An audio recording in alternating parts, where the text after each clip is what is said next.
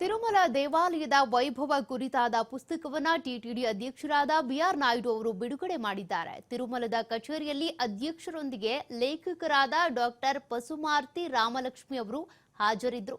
ತಿರುಮಲ ದೇವಾಲಯದ ವೈಭವವನ್ನ ಭವಿಷ್ಯದ ಪೀಳಿಗೆಗೆ ಪ್ರಸ್ತುತಪಡಿಸುವ ಸದುದ್ದೇಶದಿಂದ ಲೇಖಕರು ತೆಲುಗು, ಇಂಗ್ಲಿಷ್, ತಮಿಳು ಮತ್ತು ಕನ್ನಡ, ಹಿಂದಿ ಭಾಷೆಯಲ್ಲಿ ಪುಸ್ತಕ ಸಿದ್ಧಪಡಿಸಿದ್ದಾರೆ.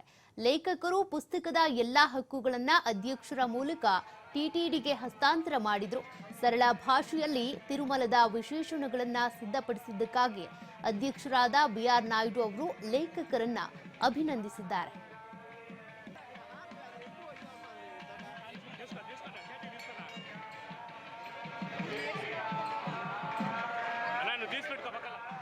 ತಿರುಪತಿ ತಿರುಮಲ ದೇವಾಲಯ ಅಂತ ಬಂದ್ರೆ ದೇಶ ವಿದೇಶದಿಂದ ಕೂಡ ಇಲ್ಲಿಗೆ ಭಕ್ತಾದಿಗಳು ವಿಸಿಟ್ ಮಾಡ್ತಾರೆ. ದೇವಾಲಯದ ವೈಭವವನ್ನ ನೋಡ್ತಾರೆ, ಕಣ್ತುಂಬಿಕೊಳ್ತಾರೆ, ಆಶೀರ್ವಾದ ಪಡ್ಕೊಳ್ತಾರೆ.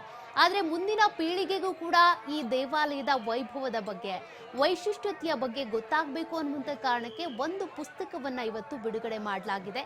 ಈ ಒಂದು ಪುಸ್ತಕವನ್ನ ಅಧ್ಯಕ್ಷರಾಗಿರುವಂತಹ ಟಿಟಿಡಿಯ ಅಧ್ಯಕ್ಷರಾಗಿರುವ ಬಿಆರ್ ನಾಯ್ಡು ಅವರೇ ಬಿಡುಗಡೆ ಮಾಡಿರೋದು. ತಿರುಮಲದ ಕಚೇರಿಯಲ್ಲಿ ಅಧ್ಯಕ್ಷರೊಂದಿಗೆ ಲೇಖಕರಾದ ಡಾಕ್ಟರ್ ಪಸುಮಾರ್ತಿ ರಾಮಲಕ್ಷ್ಮಿ ಅವರು ಹಾಜರಿದ್ದರು. ಅವರೇ ಬರೆದಿರುವಂತ ಪುಸ್ತಕ ಇದು.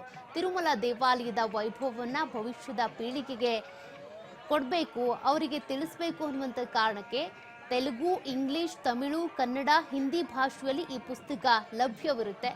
ಅವರವರಿಗೆ ಯಾವ್ಯಾವ ಭಾಷೆ ಅನುಕೂಲನೋ ಅರ್ಥ ಆಗುತ್ತೋ ಆ ಭಾಷೆಯಲ್ಲಿ ತೆಗೆದುಕೊಂಡು ಓದಬಹುದು. ಲೇಖಕರು ಪುಸ್ತಕದ ಎಲ್ಲಾ ಹಕ್ಕುಗಳನ್ನು ಕೂಡ ಅಧ್ಯಕ್ಷರ ಮೂಲಕ ಟಿಟಿಡಿಗೆ ಹಸ್ತಾಂತರ ಮಾಡಿದ್ದಾರೆ. ಸರಳ ಭಾಷೆಯಲ್ಲಿ ತಿರುಮಲದ ವಿಶೇಷತೆಯನ್ನ, ಇತಿಹಾಸವನ್ನ ಈ ಒಂದು ಪುಸ್ತಕದಲ್ಲಿ ತಿಳಿಸಲಾಗಿದೆ. ಈ ಸಂದರ್ಭದಲ್ಲಿ ಅಧ್ಯಕ್ಷರಾಗಿರುವಂತಹ ಬಿಆರ್ ನಾಯ್ಡು ಅವರು ಲೇಖಕರನ್ನ ಅಭಿನಂದಿಸಿದ್ದಾರೆ. ತಿರುಪತಿ ತಿಮ್ಮಪ್ಪ ಹಾಗೂ ದೇವಾಲಯದ ಬಗ್ಗೆ ವೈಶಿಷ್ಟ್ಯಗಳನ್ನ, ಅಲ್ಲಿನ ಇತಿಹಾಸವನ್ನ, ತಿರುಪತಿ ತಿಮ್ಮಪ್ಪನ ಪೂಜೆ ಮಾಡೋದಿರ್ಬೋದು, ಎಲ್ಲಿಂದ ಈ ಪೂಜೆ ಮಾಡೋದು ಶುರುವಾಯಿತು, ತಿರುಪತಿ ತಿಮ್ಮಪ್ಪ ದೇಗುಲದ ಇತಿಹಾಸ ಏನು, ಅದ್ರ ಬಗ್ಗೆ ಈ ಒಂದು ಪುಸ್ತಕದಲ್ಲಿ ಉಲ್ಲೇಖ